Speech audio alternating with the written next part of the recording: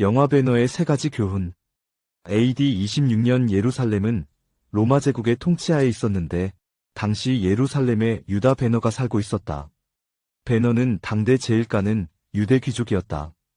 어느 날 로마의 지배하에 있던 이스라엘에 새로운 총독과 그를 보좌하는 사령관이 부임했다. 그런데 그 사령관은 다름 아닌 배너의 옛 친구 메살라였다. 어린 시절 둘도 없는 친구였지만 로마 제국의 사령관인 메살라는 통치자로, 배너는 억압받는 식민지로 살다 보니 첨예하게 대립했다. 그러던 중 신임 총독의 취임 행렬이 있었는데 베란다에서 오빠 배너와 함께 이를 구경하던 여동생이 아래를 내려다보는 순간 오래된 기왓장이 떨어졌다. 이 사고로 말이 놀라 뛰면서 신임 총독이 낙마하는 대형 사고가 발생했다. 메살라는 현장을 검증하고 이들이 아무 죄가 없다는 사실을 알면서도 이 기회에 유대인들에게 본때를 보여주려고 절친인 배너의 계획 범행으로 몰고 갔다. 그리곤 아주 가혹하게 처벌했다. 메살라는 배너의 어머니와 누이 동생은 지하 감옥에 가두어 버렸고 배너는 노예로 팔아 갤리선에 노를 젓는 형벌을 내렸다. 갤리선은 로마 시대의 노예나 죄인들을 쇠사슬로 묶어서 노를 저어 전투를 하는 일종의 전투선이다. 그렇게 배너는 두 손이 묶여 갤리선으로 끌려가던 중에 나사렛을 통과하게 되었다.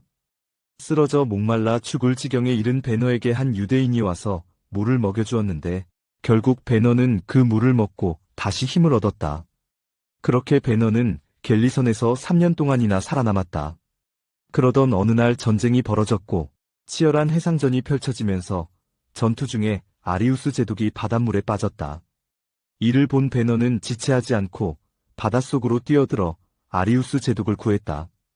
이를 통해 배너는 아리우스 제독의 총애를 받고 시간이 흘러 그의 양아들이 되어 로마 귀족으로 신분 상승을 이루었다.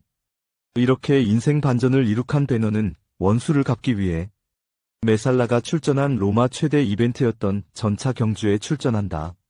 메살라는 원수지간이 된 배너를 죽이려고 전차 바퀴에 칼날을 달아 상대 전차를 갈아버린다. 그러나 노예선에서 수년 동안 갈고 닦은 강인한 체력과 멘탈로 무장한 배너는 메살라와 한판 승부를 벌이는데 총 9바퀴를 도는 거대한 전차 경기장에서 서로 채찍으로 치고 칼날로 가는 사투를 벌인다. 결국 배너를 죽이려고 만든 전차 바퀴에 오히려 메살라가 치여 죽는 비참한 최후를 맞이한다. 그 후 배너는 어머니와 누이 동생을 찾았는데 그들은 당시에 모든 사람이 피하는 문둥병에 걸려 너무나도 비참한 삶을 살고 있었다. 이런 모습을 보고 충격과 슬픔에 빠진 배너는 마지막 희망을 걸고 이들을 데리고 기적을 행한다는 예수님을 찾아갔다. 그런데 예수님은 십자가를 지고 골고다 언덕을 오르고 있었다. 무거운 십자가를 지고 가는 예수님께서 쓰러지자 배너는 황급히 물을 떠다가 주님에게 먹이려고 얼굴을 보았다.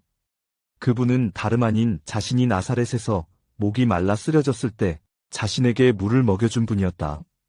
그렇게 배너는 십자가를 지고 가는 예수님을 따라 골고다 언덕에 올라갔다.